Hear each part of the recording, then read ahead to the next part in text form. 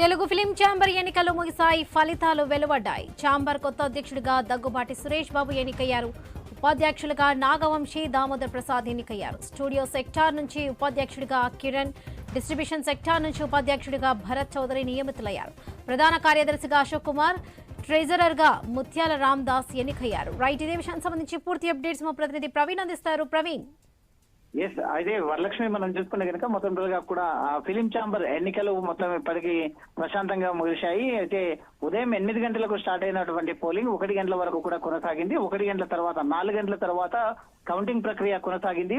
సుమారుగా 3.5 గంటల పాటు కౌంటింగ్ ప్రక్రియ నిర్వహించారు. మొత్తం రోజుగా చూసుకుంటే కనుక అయితే 2 ప్యానెళ్ల మధ్య పోటాపోటీగా సాగినటువంటి ఎన్నికల ప్రక్రియలో భాగంగా మొత్తం తొలిగా చూసుకుంటే కనుక అయితే అధ్యక్ష పదవిని మొత్తం దగ్గుబాటి సురేష్ బాబుని వరించిందని చెప్పాలి. అదేవిధంగా ఉపాధ్యక్షునిగా కూడా నాగవంశీ ఉపాధ్యక్షునిగా, అది జనరల్ సెక్రటరీగా అశోక్ కుమార్ గా, ట్రెజరర్ గా రామ్ దాస్ ని ఎన్నుకుంటూ నూతన ప్యానెల్ సిద్ధమైందని తెలుస్తుంది. వీరి పదవీ కాలం కూడా 2 సంవత్సరాల వరకు వీరు పదవిలో ఉంటారు. అయితే గత జూన్ లోనే ఈ యొక్క పదవి ఎన్నికలు జరగాల్సి అది అనివార్య కారణాల వల్ల లేట్ అయితే వస్తుంది కాబట్టి అయితే దగ్గుబాటి సురేష్ బాబు మాట్లాడుతూ అదే ఎన్నికల వరకు మాత్రమే మేము ఇతర పార్టీలు ఇప్పుడు ఇతర ప్యానెల్లో పనిచేశాము. ఎన్నికలు అయిపోయిన తర్వాత ఇప్పుడు అందరం ఒకటే, చిన్న పెద్ద తేడా అనేది లేదు, అందరినీ కలుపుకొని పోతాము.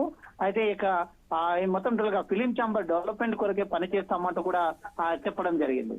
Right Praveen, thank you.